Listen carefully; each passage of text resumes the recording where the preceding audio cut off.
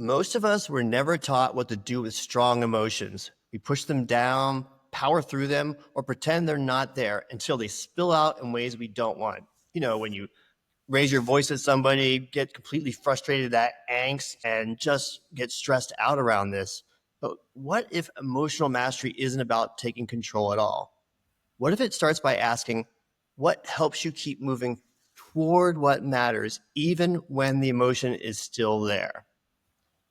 So, Dr. Teplow, how do I master my emotions so that I can move toward what matters the most and not have the blow up of anxiety and stress and frustration with other people that causes me even more problems down the line? Oh, that's How do I? such a great question. And what you said, is what helps you keep moving forward even when the emotion is still there. I think that's the key point. And it then opens the question is, what is emotional mastery? Because I think that a lot of people think that mastering their emotions means controlling them, Yeah, definitely. Yeah, how do right? I? What do you hear Yeah, I'm curious what. how do I control it? How do I make sure that I can use it and not let it control me? Mhm. And what Yeah. percent of people that you work with want to somehow get rid of the difficult emotions? I wish I didn't feel this or that, or how do I shut down this or that? Yeah, How much so often do you run our into that? clients that we have, the ones I see or the ones our team sees, a large percentage of nearly almost everyone comes into that because this managing emotion is impacts, your sleep, your relationship to your work, your relationship to your workouts, how you deal with the stress of everyday life, your family and your friends and your colleagues and coworkers, especially. That's really where it just shows up. It just shows up in every part of your life. Right. And so people have the mistaken perspective that if they can just master their emotions, then they'll be a lot better. And when we talk about mastering emotions or emotional mastery, it's really mastering not how do you control and get rid of or tamp down the emotions that are difficult for you, but how do you manage yourself and master yourself in the context of emotions? Because remember, we have the ancient brain. It is automatic, that fight, flight, freeze, etc. Though there's so many feelings we cannot control. And as we've said multiple times, you can't control your feelings, but you can control your response to your feelings. Mm. And that's really what the emotional mastery is about. That's a paradigm shift right there, where you're not trying to control the emotions; they're uncontrollable. You're trying to control your response to them. That's what you have control over. Exactly. You're And not then mastering emotions, you're mastering your response to them. yes, right. You're not mastering, as in, a master has control and the emotions somehow obey the master. It's that we are mastering our response to the emotions. And then I wanted to just talk about, what does mastery mean? And I think that you brought that up in that first question of what helps you keep moving towards what matters, even in the context of emotion, whatever difficult emotions are still there, because there are, when we talk about competence and mastery, is we think of the pinnacle of competence. It's like, I know what to do, but I don't really do it, or yeah, I do it sometimes, or I do it pretty often, or I do it absolutely consistently. That might think as a high degree of competence. It's not necessarily mastery. I'd like to introduce the idea that mastery is associated with your identity, who you are. And when you talk about moving towards what matters, it matters is about our values, and it's just who we are. So let's play with that a little bit. That emotional mastery is managing your response to your emotions, and you're doing it with such facility and automaticity that it reflects just who you are. So what I'm hearing you say is that the mastery is about mastering our practice of moving towards who we are or of the values that we want to live. And the management is the part where we're managing the response to those emotions in service of the mastery of going after moving towards our values. That's what I'm hearing. I might have gotten a little bit caught up in that. You're confused in that just a little bit, the trajectory. And so let's work it out together. Yeah. That the mastery, ultimately, we want to be fully and reflect fully who we are, those values that we care about. So mastery is that you have integrated so much of the skills and attitudes, mindset skills that it takes to respond in the best way possible to emotion, that you don't even think about it. It's not like a strategy. Oh, well, I'll do my breathing. You automatically, I'm a person who confronts, difficulty. I breathe. It's just who I am. Right. So instead of trying to look at a tactic that, oh, I'm feeling this way, or this is happening, I need to go to what's my tactic for this? What's my tactic for that? It's the mastery part is having those skills that just show up as who you are. Exactly. And that reminds me, I think, a little story that helps illustrate the difference between using a tactic effectively and just it's who we are. We don't even think about it. I hope this is a good fit. It was a book written about peer pressure, and I forgot the author's name. It came out probably 15 years ago. And she said, we tell teenagers, teenagers get into trouble or and they say, where were your brains? Weren't you thinking? You have to think before you act. And teenagers do think before they act. And she says the problem is that they overthink it. So let's say, well, shall I go out, with my friends I know who, they're drinking, maybe they're driving, and teenagers will overthink. They'll say, well, it's okay to go home with this person. They're driving, but they only drank, how much did they drink? They only drank one beer, not two. One beer should stay safe, two beers not. And they start doing that kind of calculation. Whereas grown-ups who've had more experience would just say automatically, I'm not going with that person. Are you kidding? I don't care how many beers they have. They've been drinking, no way. And we don't overthink it. It's just, it comes automatic. It's heuristics. And I think that applies in the emotional mastery when we're talking about, which strategy do I use versus who you are? And I almost think, I was trying to think of a metaphor, but yeah, I'm frustrated. The person in line is moving too slow. Everybody around me is moving too slow. I'm trying to get to my appointment, and the people in the parking lot are taking too much time to find their parking spot. I'm just kidding. All very frustrated in that moment. So my go-to is to do a breathing technique or something, but I can't even get that far to get that to that thinking of that breathing technique that I'm supposed to be doing. What you're saying is that I would just realize once I notice that I'm feeling the angst there, that I'm like, this is my angst moment. I just breathe here. Yeah, exactly right. It's like, oh, well, at the traffic, here's one thing I say to myself all the time: how the traffic's so heavy. Well, I know I'm going to get here. I'm going to get home sometime. I'm not sitting here all night. Everybody here on traffic is getting home. We're not, and that just does it. And that's just how that's the lens through which I see the world. mm-hmm. Yeah, and and that stress and anxiety, it drives all that emotions. So that's I think that's really what's really so difficult is that without noticing that's happening, there's not even an opportunity to make a choice or even recognize that moment. Right. And so that's why I want to take away, I'm going to correct myself and not use the word just. Being open, being willing to recognize is a big first step. You don't just become a master, but where do you start? How do you start? And it's giving yourself permission to be open, because we get so many messages. We internalize all those messages. I mean, what boy hasn't grown up with don't cry, man up, don't cry, or even girls, why are you crying? It's not that big a deal. So we learn to label certain emotions as bad, and therefore we reject them, but they're there anyway. So part of it is to recognize emotions are human. That is part of our human experience. It's okay.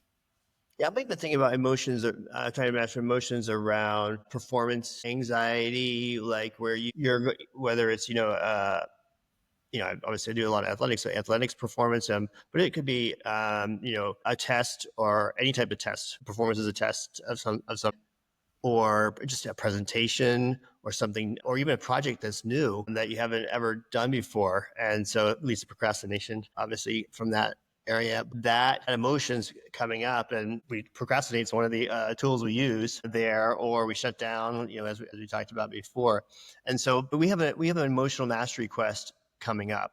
And in these examples that I just gave, how might we play with those situations, those scenarios, master and have some mastery over this within our emotional mastery quest? Or let's just Yeah, talk, that's a great even if they don't question. attend it, even if they don't attend the quest, how might someone adjust That's a those? great question. Number one is to recognize that we are human. Humans have emotions that are difficult, and that is to ask yourself, it's to recognize, first of all, that you're a grown up, first of all, and that can ask yourself, well, you know, is this true? Is this not true? So Is it's this that being feeling open you just said before, just being open to the fact that just we open need to, we need to notice that we're human and this is a thing. yeah, is open to the experience. Taking a big breath will help too. And then and then recognizing and tell yourself, this is just a feeling. I'm feeling it. And you can even identify, where am I feeling it? And then ask yourself, and what do I want to do about it? Now, what's it telling me? And then what do I want to do about it? And sometimes it may be a feeling from, an old script or an old fear or whatever. And you say, well, in this instance, I don't have to do anything about it. What are my values, and where do I want to go? You talked about moving forward. So interestingly, I had a difficult conversation with my son this morning, and I recognized, oh, I'm feeling X. And it was a feeling that wasn't really in present time. It was from the past, or it was, a kind of what if feeling. And I just recognized, well, what do I want to do about it now? I think we've talked about winning last time, about winning we win the battle but lose the war. And so many times we react on those feelings without thinking, oh, what am I feeling? So being open to the feeling, recognize that it's just a feeling, asking ourselves and doing that distancing we've talked about. Okay, I notice the feeling. And it's either, procrastination Peter or nervous Nelly or anxious Annie or whatever it is. And then saying, it's okay. I'm human. Lots of people feel that at this time right now. Where do I want to go? So that's one Yeah. thing.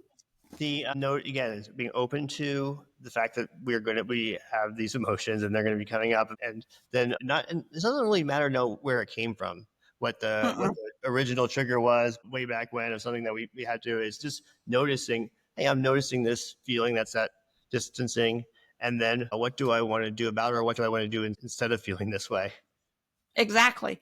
And then you can also help yourself by recognizing what you've done in the past, even briefly, to help yourself move forward. So everybody's experienced difficult emotions, and you haven't always blown up. You haven't always, broken out crying. Sometimes, even if it's a tiny or very relatively minimal, kind of emotional eruption or whatever, identify those times. Well, yeah, that was a little bit tough. I was kind of afraid of going to the dentist, but I managed it. How did you manage it? So really drill down on what you did and how you did it to manage those emotions, because that history of success is something you can build on and amplify and bring into the future. And it doesn't even have to be something that's like the same, like, oh, last time I had to do a presentation, I was successful this way. I've never been successful doing the presentation. That's why I have so much stress and anxiety. So it could be looking at, well, when are other times when I had to do something that was similar, or even just a performance or something tough that I had to do, and looking at those examples to try to get a little clue of how you could manage in a new situation. Absolutely. And another thing is to picture yourself doing it and being fully the person you want to be. I want to be grounded. I see myself as being very grounded, as stable, steady, whatever it is, anchored in the moment. And picture yourself, keep that picture very clear in mind, and see yourself manifesting that as you go through the challenge. So I am going to be giving this presentation in an hour. Let me picture myself in that way that's very anchored and grounded, doing a good presentation, and do that mental rehearsal. There isn't a single top performer in the world that doesn't do that kind of mental rehearsal. Yeah, I found the belief of that. I know it now, obviously, with the work we do here at Stamina Lab. But when I was very young and high school, I went to summer running camp, and we would run a lot. We ran a couple times in the morning and in the evening, but the majority of the day, it was all about talking about the what this would look like, if you did this. And majority of the training in the off season was about visualization. And so when I got back and I'm 17 years old or something, I got back. I said, okay, well, let's do this. And I would put a sign on the side of my bed that had the race I wanted to run, the time I wanted to run. So every time I went to bed and when I woke up in the morning, there was that clue and reminder to, let's envision this actual race. And when it came race day, my time was not even anywhere close to what I had envisioned. But that race day, you know what? I ran that time because I had already run it 400 times before. And my coach was astounded that you were able to make that big of a jump, but I had already visualized doing it. That's it. Yeah, as you said, you'd already done it 400 times. I think that's another thing is that we don't practice. We don't rehearse. And that's part of, of developing the mastery of responding to stressors, the times when it can be high emotion, is to rehearse. I know I'm going to be sitting in traffic. So, and I know probably people will cut in front of me. What am I going to do? Or whatever it is, I have the race, and walk through it so that when it happens, oh yeah, right.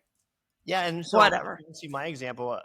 The race could have been a very anxiety driven because it was a big deal, but because I had rehearsed it 400 times, it brought that relaxation. And obviously that's a big example. But like you said, these can be done in micro parts of your life where there's an emotion that comes up that every time I get home from work after a stressful day, I know I'm not in my best space to interact with my children or significant other. And so how can I rehearse what I'm going to do before I walk in that door or right when I walk in that door, and just visualize that whole process. And that's emotional mastery.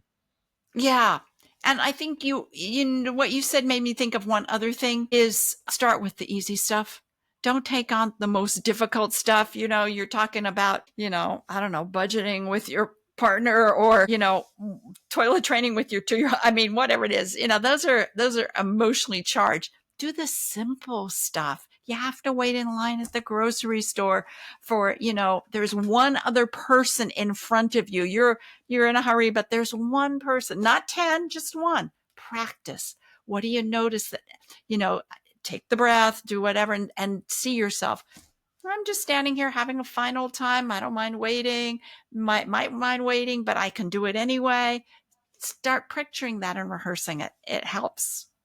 All these little emotional moments that we can't control, these things add up and impact our health, or our the inflammation in our body, the long-term impacts on our body, the ability to get sick and not sick. So this is not just a nice to have for our relationships, our own internal storms. This is for your.